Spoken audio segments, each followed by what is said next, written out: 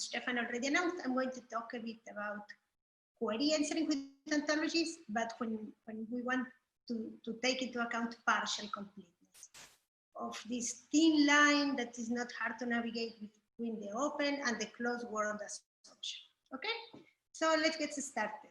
So I will start with some myths about DLs and the closed world assumption.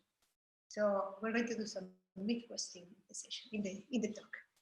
So description logics make the open world assumption, right? And that's really our thing. I mean, we are within the KR community, we are the people that do the open world assumption. It's at the very core of DLs. They were designed to be open world. We don't do the closed world assumption. If you need the closed world assumption, you should not use DLs. You are in the wrong workshop. The NMR workshop is happening in room D, I think. Okay, so our thing is open world.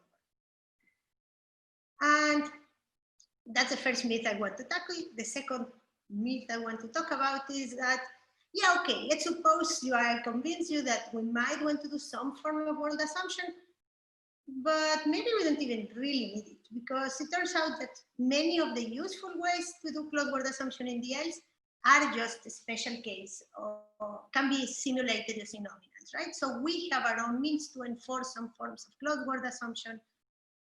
That's the second myth I will talk about. There is not so much to do here. And finally, last but not least, okay, closed world assumption. Maybe I convince you that closed world assumption is nice and non-trivial and important, but we cannot really use it for accessing data because the complexity is terrible. And that's a bit true, but not fully. And we will, that's the last myth I would like to talk about today. That we cannot really use them to access data because we lose relatability, which is like the key property we need for querying with description logics. Okay, so as we said, we are classical logics. Okay, description logics, we are like classical first order logic. We take the open world assumption. We adopt the open world assumption. Okay, so for us, a model is a structure that satisfies the T box and the A box. Whether everything that is there is necessary or there are more things, we don't really care, okay? So we view our knowledge bases as partial world descriptions, and the model of that, the model of our knowledge base is any interpretation that satisfies our A box, that satisfies our T box. If you want to put more things there, sure, why not, okay? So for example, if we know that R has that A has an R neighbor V1 and an R neighbor V2, and both of them are V, we still cannot conclude, even we know that for all RV implies C, we still cannot conclude C of A, right? This doesn't follow. In the models of this knowledge base, this A box and this T box, CA is not entered. There is nothing, I mean, okay, sure, there is a model where V1 and V2 are the only R neighbors of A, and in that model, this formula is true, but in other models, there might be other Cs that are also R neighbors of A, and for them, we don't know anything about B, so there is no reason, we cannot infer. So for us, reasoning is always entailment. We want certain consequences, we want to know what is true in all models. And this C of A is true in some model, but it's not true in every model of the knowledge base, because nobody say that R cannot have more R, that A cannot have more R neighbors. Okay, that's it. But so usually this reasoning about all models and using entailment to solve our problems with DLs, it usually works very nicely. I mean, we have had huge successes over the decades with this open world view. But the truth is that in real life, usually not all the models of our knowledge base are really intended models. They're not really, not all of them are relevant models that the user wants to reason about, okay? So yeah, this example, we already saw it. Here there is another example. So suppose that we know that A satisfies A, and A must have an R successor that is B, and in our data we have two Bs, both of them satisfy C. Does that mean that exists star C holds for A? Again, not really, right? Because A must have an R neighbor that is B, but there is no reason why we have to pick one of these guys. We could, but we don't have to. We could just take some other object. And this doesn't hold, okay? But as I was saying, in practice, sometimes people, I mean, these are the classical, maybe if you try this in some lecture with master students, they will actually want C of A to hold. Or if they're a bit more logically naive, they might even want to exist star C of A to hold. And the truth is that they are not totally wrong, right? There are many applications where we find modeling patterns of this style, and people actually want to conclude C of A, and people actually want to conclude star C of A. Because these models where there are other objects for satisfying some specific axioms are not relevant for them, but they did not really rule them out in the ontology. And I will give you two very simple examples of each of these two patterns. Suppose that we know that, that pizza margarita has as toppings tomato and mozzarella, and both of them are vegetarian toppings. And as a vegetarian, I'm not vegetarian, but supposing I was, I come to the pizzeria and I want to order a vegetarian pizza. I would like to conclude that pizza margarita is a safe choice because it only has tomato and mozzarella. But we know that with DLs we cannot conclude, okay? But I do want to find vegetarian pizzas. Well, if I know that the menu lists all the toppings, if I know that pizza margarita only has these two toppings, because if it had salami, they would have written salami on the menu, then I can conclude that margarita is a vegetarian pizza, right? And that's precisely what we can do with closed predicates.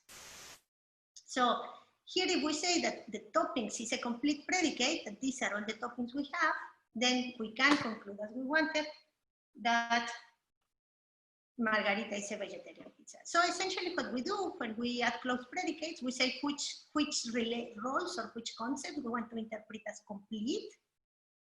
And for those ones, we're only going to reason about the models where that completeness is respected, okay? So we look at entailment not in all models in the classical sense, but only in all the models where the closed predicates are interpreted exactly as in the A models, okay? So a model that puts something else into the has topping predicate is not a model that respects the closed predicate, and therefore I don't reason about that model, right? So I only take the models where pizza margarita has only these two toppings, and if pizza margarita has only these two toppings, then I can safely conclude that it's a vegetarian pizza. Let's look at another example. Okay, this is actually an adaptation of an example that has appeared in more than one paper about closed predicates in description logics. I think it was due to Inanch and Kastenem, the first version. It was totally different because now it took Toyota, but I think they use Skoda. Anyway, the idea is the same, right?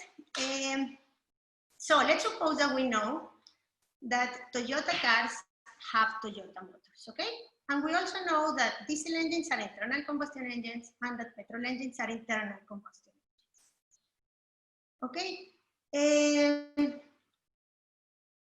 Can I conclude, and I know that C is a Toyota car, okay? And my Toyota motors, V1 and V2, I know that V1 is diesel engine and V2 is a petrol engine.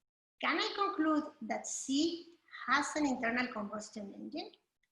Well, in the classical way, no, of course, because it has a Toyota motor, but it can be some other Toyota motor that I don't know about, okay? But what if I am Toyota and I know the motors I make, okay? What if I have a complete list of all the Toyota engines, which you can in fact find online in minutes? If I know that these are all the motors and that they're partitioned into diesel engines and into petrol engines, of course there are more than two models, but if I know that they're partitioned into diesel and petrol engines, then knowing that the Toyota car has a Toyota motor, it's enough to conclude that C has an internal combustion engine, okay?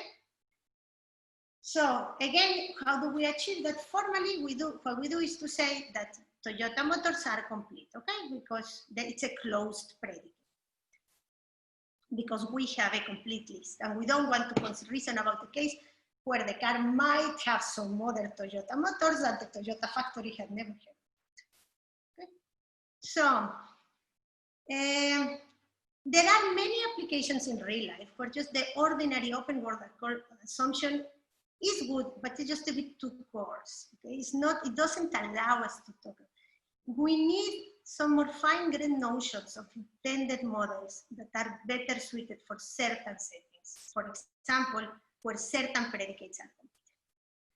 This idea of reducing the intended models by keeping some things minimal or keeping some things as fixed as they were given has always been present in knowledge representation and has always been present also in the description logic community. It's a core idea of every type of non-monotonic reasoning in the end. It's very explicit in circumscription. There are other types of non-monotonic reasoning where it's a bit more implicit, but it has always been there. It's a recurring theme. It has occurred over the years in many different forms and with a few different variations. And I will very briefly tell you about 3 variants of this kind of partial closed word reasoning that have received some attention in the last couple of years, to see if that, I mean, as evidence that partial closed word reasoning will be around and is not going away. I will start by motivating it with the work of other people, namely the fixed domain reasoning for DLs that from Lucas Schweitzer, who is Sarah and Sebastian, that they have looked at in the last few years. And that one was really motivated by real life application, okay? They found people, and I'm not an expert, maybe Sebastian or Lucas or Sarah should tell them about it instead of myself. But essentially they realized that there are practitioners that want to use OWL because they found it intuitive, because they learned it, or they even have the ontology already and they have all these nice modeling capabilities in Protégé. But in fact, they don't want to use, once they have their knowledge base, they don't want to do open world reasoning on it. They just, what they want to do is to find solutions for some kind of configuration problems over a domain that they already know, okay? So here there is this proposal of fixed domain reasoning where models are modified in a way that all interpretations must have the same domain and that domain is given by the user. This idea of reducing the intended models, and it's also very, very intrinsic in the area of hybrid languages that combine rules and ontologies. In fact, many hybrid languages can be seen as variations of the idea of closed predicates. And some of them have been quite successful in practice. Why? Because they have 2 very nice features. They allow you to reuse existing ontologies that might describe your products, your configurations, these things that are naturally open world and that many companies already have described by means of ontologies. But additionally to that, they allow to do this kind of answer set programming, like this declarative problem solving on top, for finding configurations, for finding for diagnosing a problem, that always this kind of reasoning always needs some form of closed word assumption, okay? So having this kind of reasoning, like minimal model or stable model reasoning for solving problems, while at the same time reusing ontologies that you already have with knowledge and your domain, seems to be a promising approach in many applications, okay? And finally, the third recent use of open word assumption, of closed word assumption that I will talk about, is not really in description logics, but it's actually in shackle. I don't know who of you know what shackle is. Shackle it means shape constraint language, and it's essentially constraint language for RDF, okay? Which became an RDF W3C standard a couple of years ago in 2017. I don't know how many of you already know something about shackle, but I can, as DL people, you can learn all you need to know about shackle in half a slide. Shackle is nothing else but the description logic where only some predicates are open. And those predicates are called shapes, okay? So we have our normal concepts and our normal roles, but they're all closed. And the few ones that remain open, they're called shapes. That's the abstract syntax of shackle is in fact this one. Does it look familiar? S is a shape, which you can think about as an open concept. An A is an ordinary concept, but now it's closed, okay? But you see, it's ALC, Q, plus regular expressions inside. So it's ALCQ reg. We can talk about the quality of regular expressions. We can count over arbitrary regular path expressions, but it remains decidable because the domain is closed and the concepts and roles are closed, okay? So that's shackle. And what does one do with shackle? Well, one describes shape constraints, which are expressions like this. I mean, one writes a complex, potentially complex concept that can refer to other shapes. For each of, a shape gets assigned a shape constraint. And then one wants to do validation, which consists basically of finding a model of my shape constraints where some target atoms, target assertions are true. Okay, so for example, I want to validate vegetarian pizza of pizza margarita, and my constraint is this, that the vegetarian pizza is something that has, whose all toppings are vegetarian toppings, okay? And this validates over the graph we had before. Because has topping and the topping are closed and vegetarian pizza is open, so we can assign it to pizza margarita and it all validates this. So that's shackle. Shackle is nothing but a DL where most predicates are closed. So a better combination, better means for combining the open and partial closed word assumptions is something that makes sense in many ways, that has been present in our community for many years, and it really can give us a flexibility of harnessing DL reasoning in new domains and in new ways, okay? There are many ways to do the partial closed word assumption. Closed predicates, the one I mentioned and the one I focus on, is probably the simplest one, and it's the one I will focus on from here onwards, okay? But this fixed domain reasoning and shackle, they can, somehow they're closely related and they often can simulate one another. Okay, so one can do shackle by just taking a DL with closed predicates. So that was my first posted myth. Let's move on to the second one. I hope by now you believe me that the closed word assumption might not be our main business, but it's not too far from our business and we should look at it. Okay, the next thing I want to tell you is that, okay, it turns out that closed predicates and many forms of closed word reasoning can be simulated using nominals, okay? So do we need to do extra stuff just to have closed predicates? Let's look at our example again, okay? So I tell you that if we want to conclude that pizza margarita is a vegetarian pizza, we need to close has topping. And you might be wondering, why do you need to add something new to DLs? Can we not just stick to our regular DLs if after all we have nominals and we know how to deal with nominals quite well? Can we just use nominals instead of closed predicate? Yeah, we can. In fact, we can.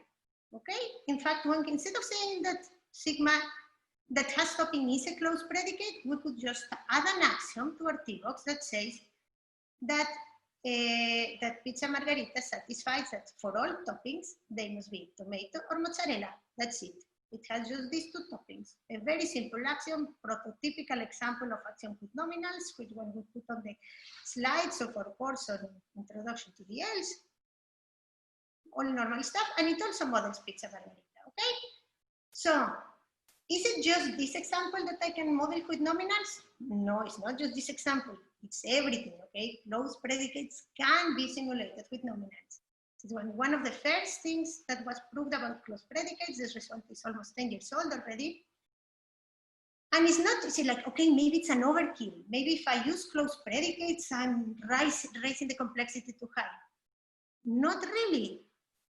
In fact, even lightweight DLs, if you add nominals or if you add closed predicates, you end up on the same place, okay? So then why did I say that closed predicates are more than nominals? What am I talking about then? Well, there is a caveat, and it's a very important caveat, okay?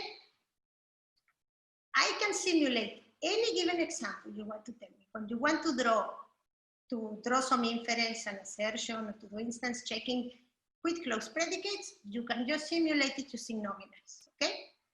But that's only if you have your A-box already there and you are willing to take your data from the A-box and pushing it to the T-box, okay? So yeah, if I know here, I'm just, suppose this is my menu, my list of pizzas and the ingredients they have, and I know that pizza margarita has tomato and mozzarella, so now this has to be in the T-box, okay? And if I change my menu in my pizzeria and start offering new pizzas, then I will have to change my T-box as well. And this encoding only works for this specific K-box you are seeing right here, okay? And that's not so nice. Why? Well, we like to keep things separated, right? I mean, we in the DL community, we don't like to mix our data and our actions because they are different things. And sometimes we want reasoning, sometimes the data plays a centric role. And in that case, it's not clear if we just want to code it into the team, okay? So, for example, if we want to do query answering, yeah, we want to answer instance queries. Yeah, we can encode this A-box into my T-box. But then a new A-box, I will have to do a new encoding, and I will have to call my reasoning. And it's not always this kind of data-centric reasoning. It's not always the way we want to do it. We can, but it doesn't work so nicely in practice, and it's also not so elegant. And of course, there are things that one can simply not do like this. For example, suppose that, okay, if you want to do instance checking, sure, you can just use a logic with nominals, fine. But what if we want to ask more interesting questions? For example, what if we want to ask some static analysis questions like, is there an A-box that satisfies my T-box? Okay? I wrote my T-box for my domain, and I know these predicates, I want them to be closed, and I want to know if I will eventually get a data set that complies to this description. How do I reduce this to reasoning with nominals? I cannot encode the extension of the closed predicates into the T-box because I don't have the extension of the closed predicates. Which nominals am I going to use? What does the T-box look like? How large it is? How many different objects can it have? Well, we cannot reduce it to traditional reasoning, okay? And in fact, there are many of these kind, I mean, this specifically, this problem of deciding if there is an A-box that satisfies my T-box with closed predicates. In fact, it's a very natural and elegant reasoning problem that merits a study on its own right. We all know how to do standard reasoning in DLs. We know that many DLs don't have the finite model property. We know that for DLs, finite model reasoning is a different but also relevant and potentially also very hard reasoning problem. And now we have something in between, okay? Now we have mixed satisfiability. We want to find a model which might be potentially infinite because our T-box might not have finite models. But some of the predicates, we cannot make them infinite because we would need an infinite A-box. We would need an infinite database. We want to know whether there is a finite A-box or finite database that satisfies our constraints. And that means that we need to do this specific type of reasoning, right? We want to find a model where certain predicates are finite. That doesn't trivially reduce to standard satisfiability or to finite satisfiability. It's a new problem on its own right. And there are many for other static analysis tasks, like reasoning about whether my system design is correct, whether my T-box is right, whether my queries will not be empty.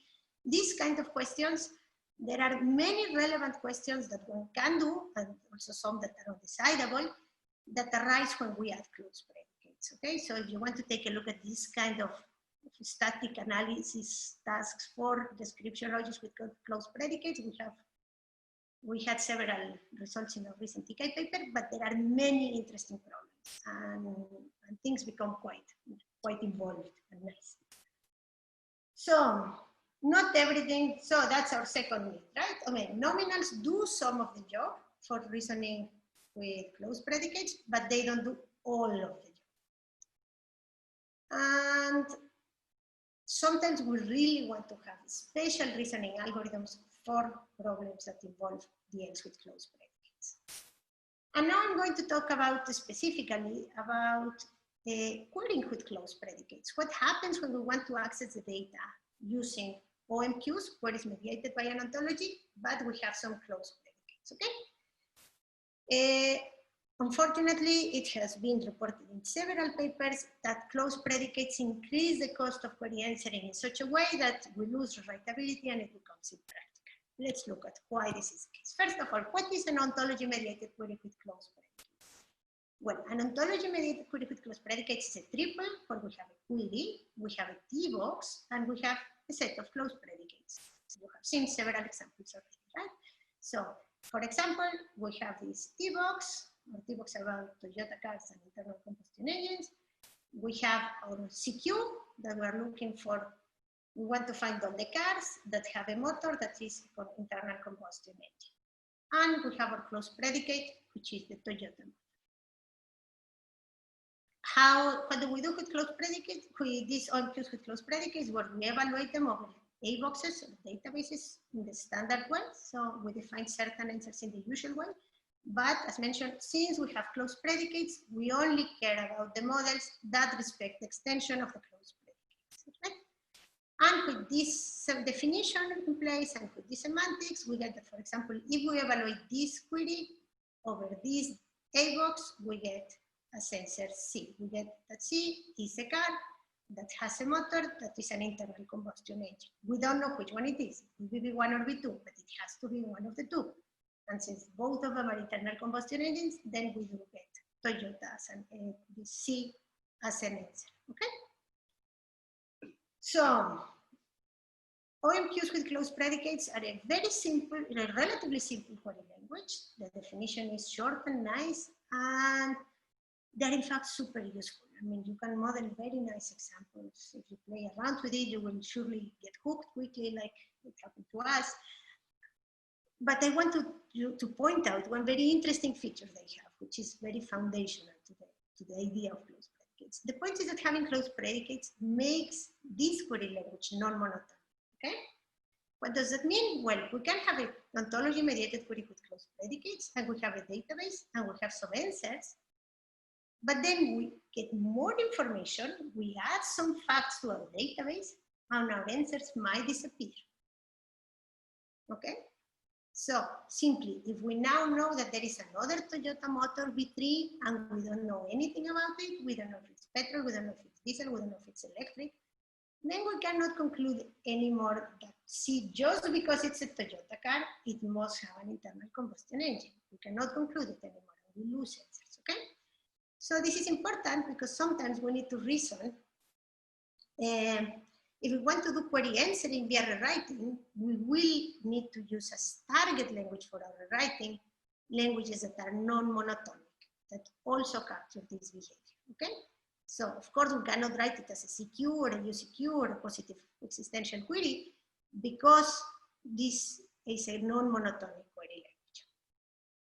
So it's a very nice query language, it's very powerful, it's non-monotonic, it's very costly.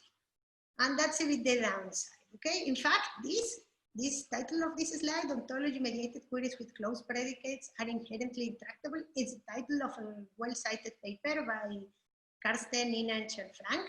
Okay, I miss this sometimes.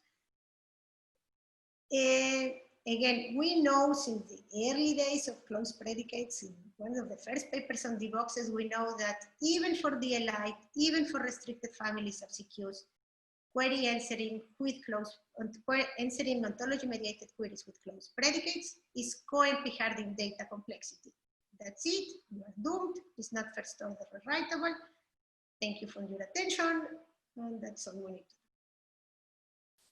do. As if that wasn't bad enough, things just got worse with time, okay? When we looked closely, more closely, Karsten, Inanch, and Frank proved that even if you just look at one ontology-mediated query, and that ontology-mediated query is tractable, it must, to be tractable, it must satisfy a condition that they call safety, which essentially means that the closed predicates are useless. They are not having any role. So if your query is tractable, then you can just answer it without reasoning about the closed predicates, ignoring them completely. And if the closed predicates are having any interesting effect, then it's not tractable anymore in data complexity.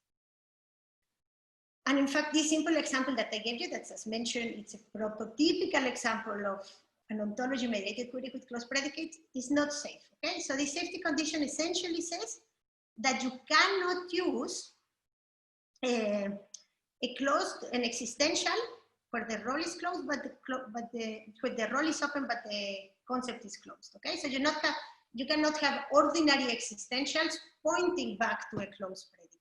Okay, so here essentially this is a Toyota car has a motor, and that motor must be a Toyota motor, and since this one is closed, you have to go and choose ones from the database, which is essentially this kind of actions is precisely what gives the power to close predicates, but it's also what gives them tractability of close predicates.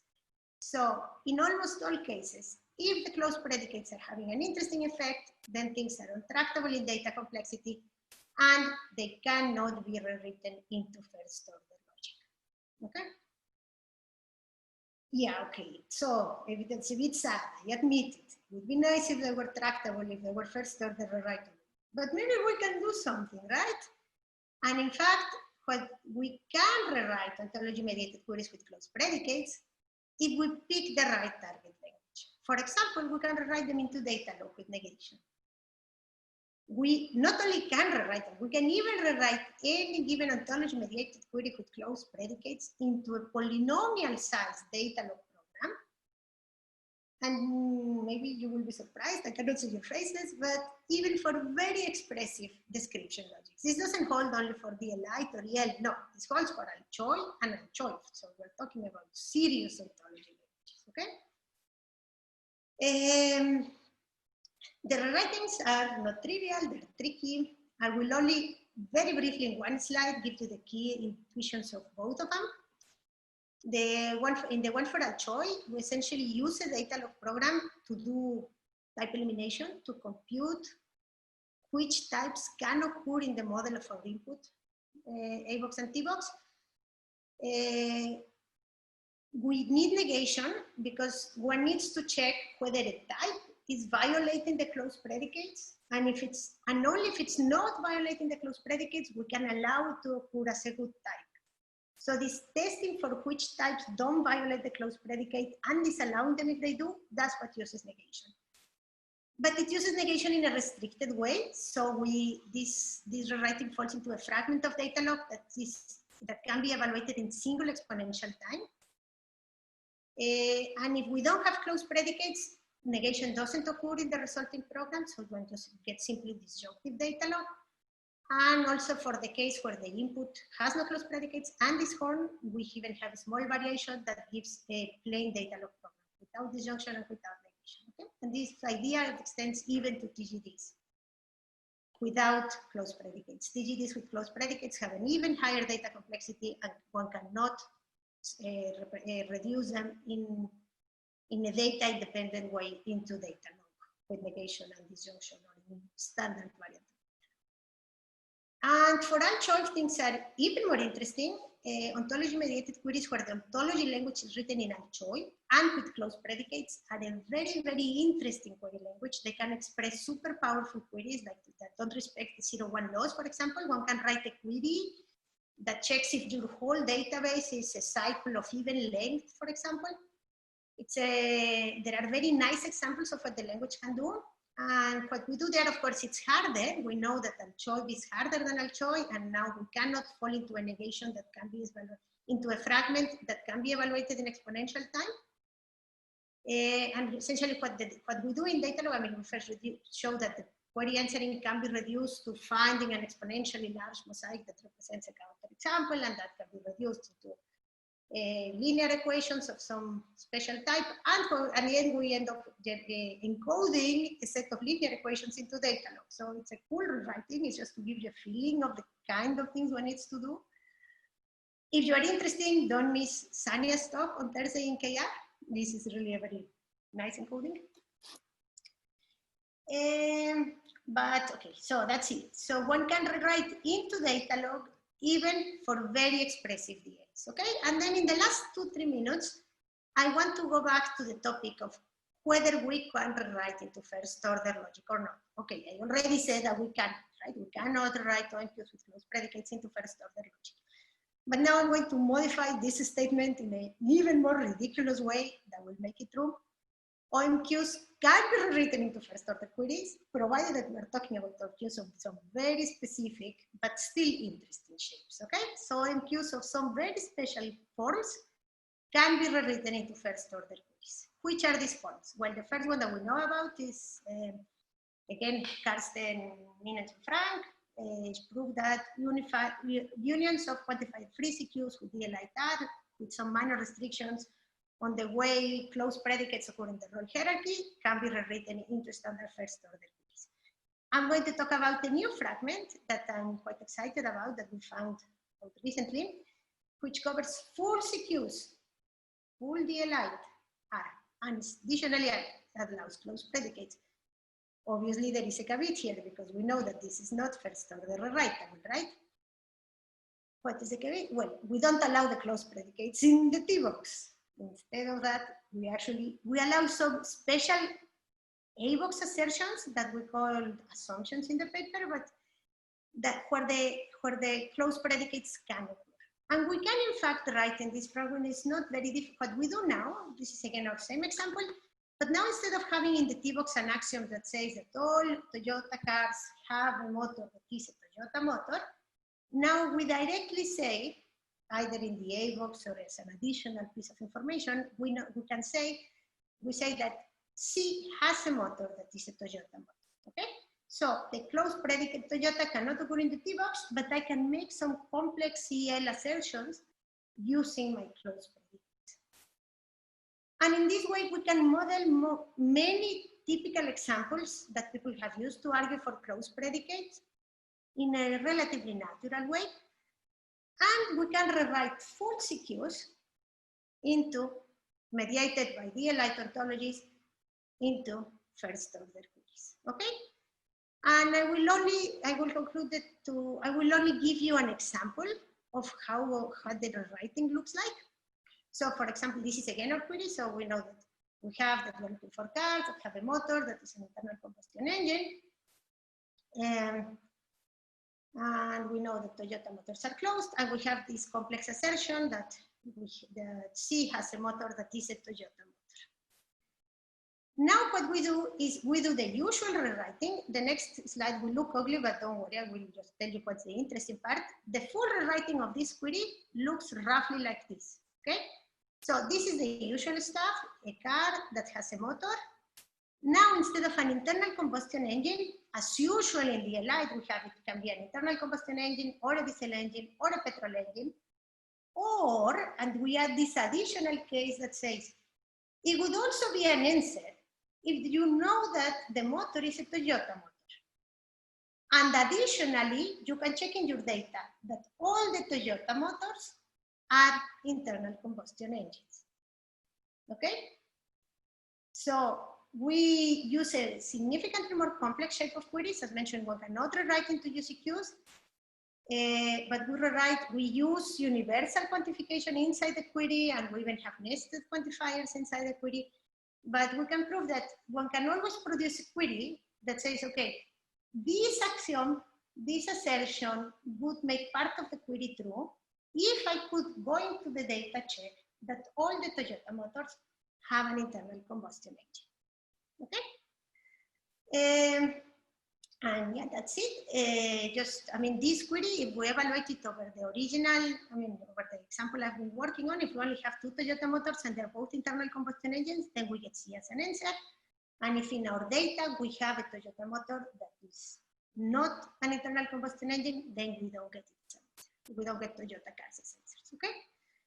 So just to give you a feeling, we use a slightly more complex form of queries, but I think it's quite nice. It's a form of queries that you can have arbitrary CQs, you can have DLI, and it uses the CQs in the closed predicates in a slightly different way.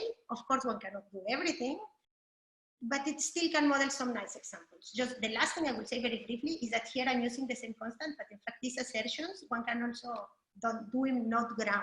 We're allowed to do these assertions for certain variables and say which query positions they might apply to. So it's slightly more general than this, but this was just to be clear. So that's it. I hope I convince you.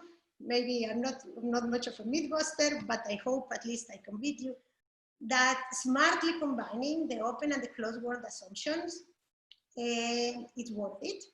It's much more challenging than assuming open world or assuming open world. Yeah, if we take everything complete, life is easy. If we do everything open world, as we usually do in DLs, life is a bit harder, but still somehow, if we do both, it gets even trickier. but it's also very useful. It can be very useful. I honestly believe it has a lot of potential, and it's also more fun than just sticking to either open or closed, right? And that's my final message. There are some references there. That's it. Thank you for listening.